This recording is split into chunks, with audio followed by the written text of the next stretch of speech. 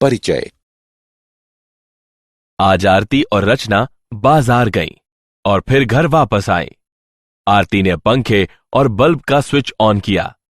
पंखा धीरे चल रहा था तो आरती ने पंखे के रेगुलेटर को तेज रफ्तार पर कर दिया। रचना ने आरती से पूछा, तुमने सिर्फ रेगुलेटर को घुमाया तो पंखे की रफ्तार कैसे बढ़ गई? ये कैसे काम करता है? आरती ने जवाब दिया कि पंखे का रेगुलेटर एक चर प्रतिरोधक की तरह काम करता है। शुरुआती स्थितियों में प्रतिरोध उच्च होता है और पंखे की गति कम होती है, लेकिन जब रेगुलेटर घुमाया जाता है तो इसका प्रतिरोध घटकर इसके न्यूनतम मान पर हो जाता है और इस प्रकार पंखे की गति उच्चतम हो जाती है। इसका अर्थ है कि प्रतिरोधक का घटता है तो विद्युत धारा का मान बढ़ता है।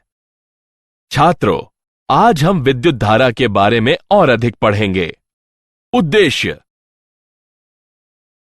इस पाठ के अंत में आप निम्न करने में सक्षम हो जाएंगे: विद्युत धारा को परिभाषित करना, चालकों में विद्युत धारा को समझना, ओम का नियम परिभाषित करना, प्रतिरोधकता की गणना करना, ओम के नियम की सीमाएं जानना, विभिन्न पदार्थों की प्रतिरोधकता का निर्धारण करना, प्रतिरोध की ताप निर्भरता का मूल्यांकन करना, विद्युत ऊर्जा और शक्ति को परिभाषित करना, प्रतिरोधकों के युग्म का मूल्यांकन करना, सेल और इसके संयोजनों को समझना, किरचॉफ नियम को बताना, व्हीटस्टोन सेतु, मीटर सेतु और पोटेंशियोमीटर को परिभाषित करना। विद्युत धारा किसी पृष्ठीय क्षेत्रफल से एकांक समय में प्रवाहित होने वाले आवेश की दर को विद्युत धारा कहते हैं। मान लीजिए डेल्टा टी समय में कुल आवेश डेल्टा क्यू क्षेत्र से प्रवाहित होता है। औसत विद्युत धारा डेल्टा क्यू बटे डेल्टा टी होगी। यदि आवेश का प्रवाह स्थिर नहीं है तो तात्क्षणिक विद्युत धारा डी क्यू बटे dt होती है। धारा का SI मात्रक एम्पियर होता है। धारा का प्रवाह इलेक्ट्रॉन के प्रवाह के विपरीत दिशा में होता है। विद्युत धारा की दिशा धनात्मक आवेशों के प्रवाह की दिशा में ली जाती है। चालकों में विद्युत धारा। किसी चालक में धारा के प्रवाह के लिए उसमें विभवांतर होना आवश्यक है। धारा का प्रवाह उच्च विभव से निम्न विभव की दिशा में होता है। जब एक बैटरी किसी चालक के सिरों से जोड़ी जाती है तो बैटरी के टर्मिनल से जुड़े सिरों से प्रारंभ होकर चालक पर विपरीत चिन्ह का पृष्ठीय आवेश बनने लगता है। यह पृष्ठीय आवेश विद्युत क्षेत्र का निर्माण करते हैं। यह विद्युत क्षेत्र इलेक्ट्रॉन के विद्युत क्षेत्र के विपरीत दिशा में गति करने का कारण होता है। संघटट के कारण इलेक्ट्रॉन चालक में धीमी गति से प्रवाहित होते हैं और उनके औसत वेग को अपवाह वेग Vd कहते हैं। इलेक्ट्रॉन के इस निर्देशित प्रवाह से धारा का निर्माण होता है। ओम का नियम। ओम के नियम के अनुसार किसी चालक धातु का विभवांतर उसमें प्रवाहित विद्युत धारा के अनुक्रमानुपाती होता है या V बराबर IR, जहां अनुपातिकता स्थिरांक R को चालक पदार्थ का प्रतिरोध कहते हैं। प्रतिरोध का SI मात्रक ओम होता है। कोई भी विद्युत यंत्र जो विद्युत धारा के प्रवाह का एक निश्चित मात्रा में प्रतिरोध करे तो उसे प्रतिरोधक कहते हैं। हम प्रतिरोध को इस चिन्ह द्वारा व्यक्त करते हैं। हम कल्पना करते हैं कि L लंबाई के एक तार में समरूप विद्युत क्षेत्र E और अनुप्रस्थ भाग का क्षेत्रफल A है। तार के सिरों के बीच विभवांतर दिया है V बराबर EL, लेकिन I बराबर A बटे रो L गुणन V, जहां रो पदार्थ की प्रतिरोधकता है। उपरोक्त समीकरण में I का मान रखिए, हमें प्रतिरोध का मान प्राप्त होता है जो कि रो L बटे A बराबर है। हम यह निष्कर्ष निकालते हैं कि किसी तार का प्रतिरोध उसकी लंबाई के समानुपाती और अनुप्रस्थ काट क्षेत्रफल के व्युक्त क्रमानुपाती होता है। इलेक्ट्रॉन का अपवाह और प्रतिरोधकता का उद्गम। जब विद्युत क्षेत्र प्रयुक्त नहीं होता है तो इलेक्ट्रॉनों की यादृच्छिक तापीय वेग किसी भी दिशा में नेट धारा नहीं उत्पन्न करते। जब विद्युत क्षेत्र प्रयुक्त होता है तो प्रत्येक इलेक्ट्रॉन विद्युत क्षेत्र की दिशा के विपरीत त्वरण महसूस करता है। ए बराबर ऋण ई बटे एम। एक काल अंतराल डेल्टा टी विद्युत क्षेत्र के कारण इलेक्ट्रॉन के वेग में परिवर्तन ई त्वरण और काल अंतराल के गुणन के बराबर होता है। यदि टाउ संघटकों के बीच औसत समय है, इलेक्ट्रॉन का औसत अपवाह वेग त्वरण और टाउ के गुणन के बराबर होता है। मात्रा टाउ को विश्रांति काल कहते हैं। यह निकाय को संघटक द्वारा साम्य अवस्था में वापस आने में लगा समय की मात्रा के बराबर होता है। धारा घनत्व को निम्न प्रकार व्यक्त किया जाता है। जे बराबर ऋण NeVd। उपरोक्त समीकरण में Vd का मान रखने पर हमें प्राप्त हुआ जे बराबर Ne वर्ग टाउ बटे m गुणन E। अतः पदार्थ की चालकता है सिग्मा बराबर Ne वर्ग टाउ बटे m और पदार्थ की प्रतिरोधकता है रो बराबर m बटे n गुणन E वर्ग टाउ। गतिशीलता। किसी चालक पदार्थ में गतिशील आवेश वाहक की गतिशीलता प्रति विद्युत क्षेत्र अपवाह वेग के परिणाम के रूप में परिभाषित होता है। गतिशीलता म्यू बराबर Vd बटे E, जो कि E टाउ बटे m के बराबर होता है। ओम के नियम की सीमाएं।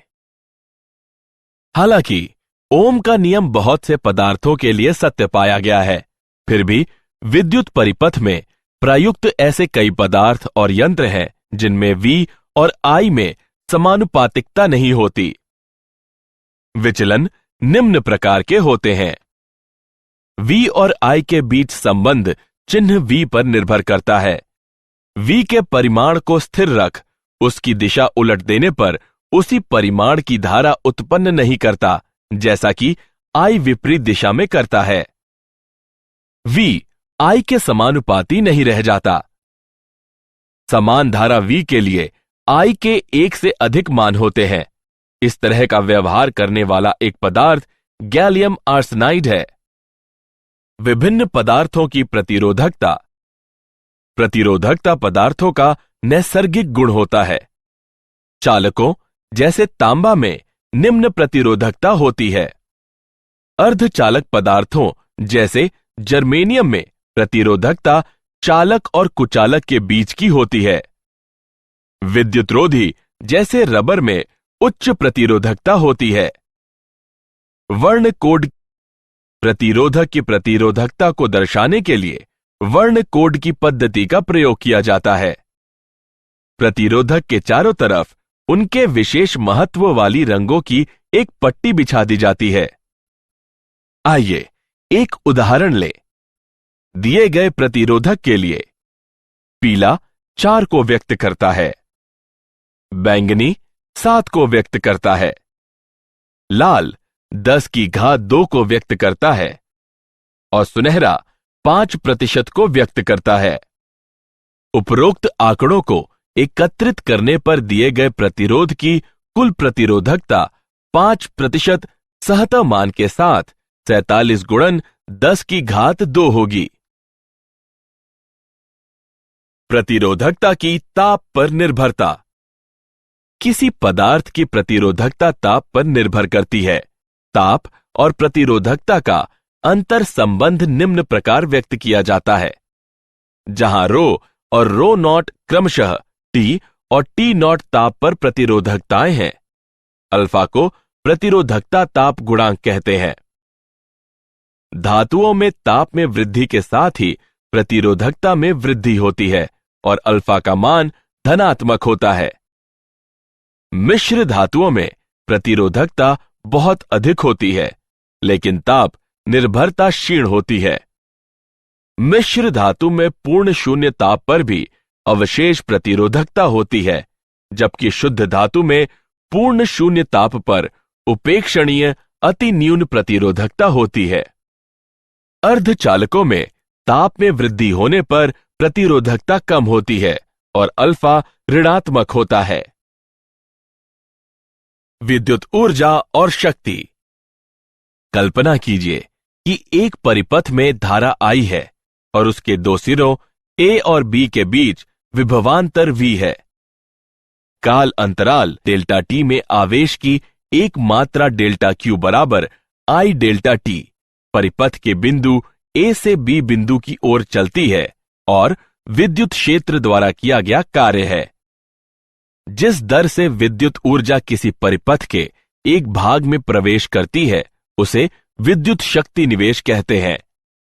शक्ति का SI मात्रक वॉट होता है। प्रतिरोधक में क्षयित शक्ति। जब किसी प्रतिरोधक में विभवांतर V उपस्थित हो, प्रतिरोधक के मुक्त इलेक्ट्रॉन में विद्युत क्षेत्र द्वारा त्वरण उत्पन्न किया जाता है और उनमें गतिज ऊर्जा का संचार होता है। ये इलेक्ट्रॉन प्रतिरोधक पदार्थ के परमाणुओं से संघटन करने पर उन्हें अपनी गतिज ऊर्जा का एक अंश प्रदान करते हैं। प्रतिरोधक में ऊर्जा का यह स्थानांतरण प्रतिरोधक के ताप में वृद्धि कर देता है। प्रतिरोध में शक्ति निवेश निम्न प्रकार व्यक्त की जाती है। प्रतिरोधकों का संयोजन। दो या अधिक प्रतिरोधकों को किसी भी मात्रा के वांछित मात्रा का तुल्य प्रतिरोध प्राप्त करने के लिए एक दूसरे से एक निश्चित क्रम में संयोजित किया जा सकता है। प्रतिरोधकों के संयोजन सा समतुल्य प्रतिरोध को एक ऐसा एकल प्रतिरोधक माना जाता है जो पूरे संयोजन के वोल्टेज और शेष परिपथ की धारा I में परिवर्तित किए बगैर संयोजन को प्रतिस्थापित कर देता है। प्रतिरोधकों के संयोजन के दो प्रकार हैं, श्रेणी संयोजन और पार्श्व संयोजन। श्रेणी में प्रतिरोध। प्रत्येक प्रतिरोधक में प्रवाहित धारा ही संयोजन में प्रवेश करने वाली धारा होती है। पूरी श्रेणी संयोजन का विभव पात सभी प्रतिरोधकों के विभव पातों के योग के बराबर होता है। श्रेणी में प्रतिरोधकों की किसी भी संख्या के लिए समतुल्य प्रतिरोधक सभी प्रतिरोधकों के योग के बराबर होता है। समतुल्य प्रतिरोध श्रेणी संयोजन के सबसे बड़े प्रतिरोध से बड़ा होता है। पार्श्व प्रतिरोध। प्रत्येक प्रतिरोधक में विभव पात समान होता है। संयोजन में प्रवेश करने वाली कुल धारा सभी प्रतिरोधकों की धारा के योग के बराबर होती है। पार्श्व में प्रतिरोधकों की किसी भी संख्या के लिए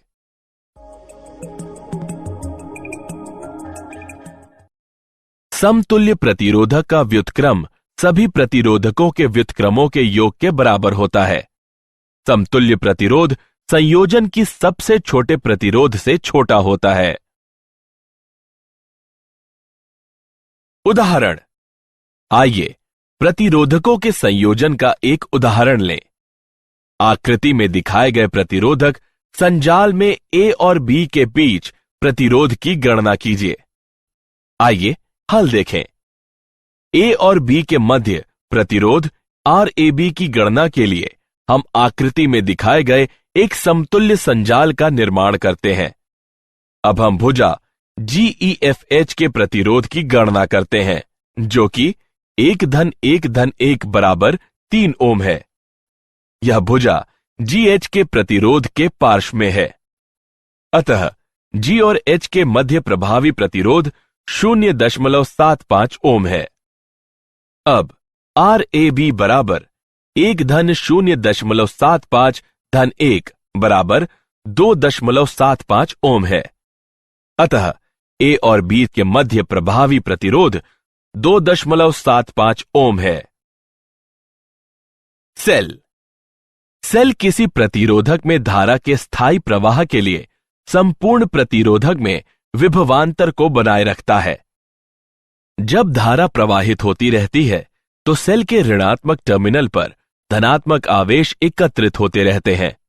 जब तक ये ऋणात्मक टर्मिनल के ये धनात्मक आवेश सेल के अंदर स्थित विद्युत अपघटय के माध्यम से धनात्मक टर्मिनल पर स्थानांतरित नहीं हो जाते, तब तक दोनों टर्मिनलों के बीच विभवांतर को स्थिर रखना संभव नहीं है। सेल के अंदर स्थित विद्युत अपघटय के माध्यम से एक टर्मिनल से दूसरे टर्मिनल तक आवेश के स्थानांतरण के लिए कार्य करने की आवश्यकता है, क्योंकि विद्युत अपघटनी विलयन आवेश की गति के खिलाफ प्रतिरोध उत्पन्न करता है। इसे सेल का आंतरिक प्रतिरोध कहते हैं। ईएमएफ सेल के अंदर निम्न विभव वाले टर्मिनल से उच्च विभव वाले टर्मिनल की तरफ आवेश की गति के लिए प्रति एकक आवेश में किए गए कार्य को विद्युत वाहक बल ईएमएफ कहते हैं। सेल का ईएमएफ होता है E बराबर I गुणे R प्लस R। यहां R वाह प्रतिरोध है, R आंतरिक प्रतिरोध है, I परिपथ में उपस्थित धारा है। एक आदर्श सेल में शून्य आंतरिक प्रतिरोध होता है। परिपथ में प्रयुक्त वोल्टता सेल के ईएमएफ के बराबर होती है। श्रेणी तथा पार्श्वक्रम में सेल। श्रेणी संयोजन में सेल। श्रेणी में सेल के सिरों को परस्पर इस प्रकार जोड़ा जाता है कि प्रत्येक सेल से धारा प्रवाहित हो। जब सेल श्रेणी क्रम में जोड़े जाते हैं तो बैटरी का ईएमएफ सभी सेलों के ईएमएफ के योग के बराबर होता है। कुछ आंतरिक प्रतिरोध सभी सेलों के आंतरिक प्रतिरोधों के योग के बराबर होता है। प्रत्येक सेल में वही धारा होती है जो पूरे श्रेणी क्रम में होती है। यदि n समरूप सेल प्रत्येक का ईएमएफ E और आंतरिक प्रतिरोध R है, एक श्रेणी में जोड़े गए हैं, तो परिपथ में प्रवाहित धारा होगी। पार्श्वक्रम में सेल संयोजन। जब सेल के आवेश को विभिन्न सेलों में विभाजित किया जाता है तो इसे पार्श्वक्रम सेल संयोजन कहते हैं। जब समरूप सेल पार्श्वक्रम में संयोजित होते हैं, बैटरी का ईएमएफ एकल सेल के ईएमएफ के बराबर होता है। कुछ आंतरिक प्रतिरोध का व्युत्क्रम सभी एकल सेलों के आंतरिक प्रतिरोधों के व्युत्क्रम के योग के बराबर होता है। बाह्य परिपथ की धारा सभी सेलों में समान रूप से विभाजित होती है। यदि n समरूप सेल प्रत्येक का ईएमएफ E और आंतरिक प्रतिरोध R है, एक पार्श्वक्रम में जोड़े गए हैं, तो परिपथ में प्रवाहित धारा निम्न होगी। किरचॉफ के नियम। पहला नियम, संधि नियम। किसी संधि पर संधि से प्रवेश करने वाली विद्युत धाराओं का योग इस संधि से निकलने वाली विद्युत धाराओं के योग के बराबर होता है। संधि में प्रवेश करने वाली या निकलने वाली विद्युत धाराओं का बीजगणितीय योग शून्य होता है। दूसरा नियम, पाश नियम। प्रतिरोधकों तथा सेलों से सम्मिलित किसी बंद पाश के चारों ओर विभव में परिवर्तनों का बीजगणितीय योग शून्य होता है। व्हीटस्टोन सेतु। व्हीटस्टोन सेतु एक यंत्र है जिसका प्रयोग अज्ञात प्रतिरोध के मापन के लिए किया जा सकता है। इसमें एक बैटरी, एक गैल्वेनोमीटर तथा 4 प्रतिरोधकों का नेटवर्क होता है। धारा I संधि A से प्रवेश करती है, जहां यह धारा I1 और I2 धारा में विभाजित हो जाती है। गैल्वेनोमीटर संधि C और D के मध्य सेतु का निर्माण करता है। प्रतिरोधों का मान व्यवस्थित करके गैल्वेनोमीटर में धारा का मान शून्य कर दिया जाता है, जो शून्य विक्षेप द्वारा इंगित होता है। इस स्थिति में सेतु को संतुलित कहते हैं। संतुलन सेतु के लिए शर्त है। व्हीटस्टोन सेतु उस स्थिति में सर्वाधिक संवेदनशील होता है जब प्रतिरोध R1 और R2 के परिमाण की कोटि समान हो। मीटर सेतु। मीटर सेतु व्हीटस्टोन सेतु की एक प्रायोगिक युक्ति है। यह यंत्र 1 मीटर लंबे एक समान अनुप्रस्थ काट क्षेत्रफल वाले तार से निर्मित होता है, जिसे 2 टर्मिनलों ए और सी के बीच एक लकड़ी की पट्टी पर एक समानांतर मीटर स्केल, जो तार के किसी भी भाग की लंबाई माप सकती है, के साथ कस दिया जाता है। हम सेल को पूरे तार, जिसकी लंबाई एसी है, से जोड़ देते हैं। गैल्वेनोमीटर का एक सिरा रिक्तियों के मध्य बीचों बीच बिंदु डी पर तांबे की पट्टिका से जुड़ा रहता है और दूसरा सिरा एक जॉकी से जुड़ा होता है, जिसे तार के किसी भी वांछित बिंदु से जोड़ा जा सकता है। एक प्रतिरोध बॉक्स आर रिक्ति G1 से जुड़ा होता है और अज्ञात प्रतिरोध S रिक्ति G2 से जुड़ा होता है। संतुलन की अवस्था में हम पाते हैं, अज्ञात प्रतिरोध की गणना के लिए हमें केवल संतुलन लंबाई ही की शुद्ध परिगणना करनी होती है। विभव मापी। विभव मापी का अनुप्रयोग 2 सेलों या ईएमएफ के अन्य 2 स्रोतों के ईएमएफ की तुलना करने के लिए किया जाता है। विभव मापी का प्रयोग सेल के आंतरिक प्रतिरोध के मापन, धारा मापी या वोल्ट मापी के अंश शोधन, प्रतिरोधों की तुलना करने और ताप विद्युत ईएमएफ के मापन के लिए किया जाता है। विभव मापी का सिद्धांत: एक समान अनुप्रस्थ काट क्षेत्रफल और एक समान संघटन वाले किसी भी लंबाई के तार से जब एक स्थायी विद्युत धारा प्रवाहित होती है, तो उसका विभवांतर उसकी लंबाई के समानुपाती होती है। विभव मापी से जितना कम विभवांतर मापा जा सकता है, विभव मापी की संवेदनशीलता उतनी ही अधिक होती है। विभव मापी का टर्मिनल ए एक बैटरी, एक धारा मापी, एक धारा नियंत्रक और एक गामी कुंजी की सहायता से टर्मिनल बी से जुड़ा हुआ है।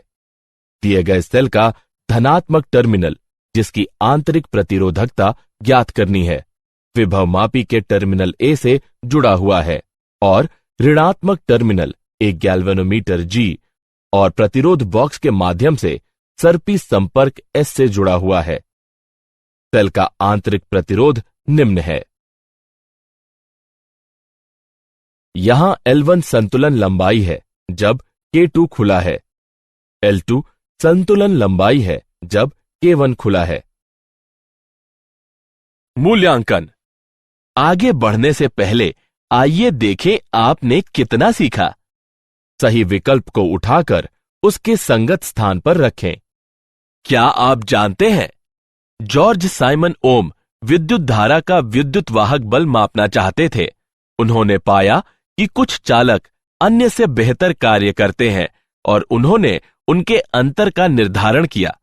उन्होंने कुछ समय तक ओम के नियम की घोषणा के लिए प्रतीक्षा की, क्योंकि उनके मित्रों को उनका सिद्धांत स्वीकार नहीं था। प्रतिरोध का मात्रक उन्हीं के नाम पर रखा गया है। तड़ित वायुमंडल में विद्युत का प्रक्षेपण होता है। तड़ित विद्युत करीब 2,10,000 किलोमीटर प्रति घंटा की दूरी तय कर सकती है और इसका ताप 30,000 डिग्री सेल्सियस तक पहुंच जाता है। किसी अन्य अवयव जैसे कोई प्रकाश उत्सर्जी डायोड के साथ श्रेणी क्रम में रखी प्रतिरोधक धारा को सुरक्षित मान तक घटा देता है। बैटरी विस्फोट बैटरी के दुरुपयोग या खराबी के कारण होता है, जैसे कि रिचार्ज न होने वाली बैटरी को रिचार्ज करना या बैटरी में शॉर्ट सर्किट हो जाना। कार की बैटरियों में जब शॉर्ट सर्किट से अत्यधिक विद्युत धारा उत्पन्न हो जाती है, तो उनके विस्फोट की ज्यादा संभावना होती है। सारांश। आइए हमने जो कुछ सीखा है उसे संक्षेप में दोहराएं। किसी पृष्ठीय क्षेत्रफल से एकांक समय में प्रवाहित होने वाले आवेश की दर को विद्युत धारा कहते हैं। संघटन के कारण इलेक्ट्रॉन चालक में धीमी गति करते हैं और उनके औसत वेग को समवाह वेग कहते हैं। ओम का नियम बताता है कि किसी चालक पदार्थ का विभवांतर उससे प्रवाहित होने वाली धारा के अनुक्रमानुपाती होता है। किसी चालक पदार्थ में गतिशील आवेश वाहक की गतिशीलता प्रति एकांक विद्युत क्षेत्र में अपवाह वेग का परिमाण होती है। प्रतिरोधकों के संयोजन से समतुल्य प्रतिरोध को एक ऐसा एकल प्रतिरोध माना जाता है जो पूरे संयोजन के वोल्टेज और शेष परिपथ की धारा में परिवर्तित किए बगैर संयोजन को प्रतिस्थापित कर देता है। सेल के अंदर निम्न विभव वाले टर्मिनल से उच्च विभव वाले टर्मिनल की तरफ आवेश की गति के लिए प्रति एकक आवेश में किए गए कार्य को विद्युत वाहक बल कहते हैं। किरचॉफ का पहला नियम बताता है कि किसी संधि पर संधि से प्रवेश करने वाली विद्युत धाराओं का योग इस संधि से निकलने वाली विद्युत धाराओं के योग के बराबर होता है।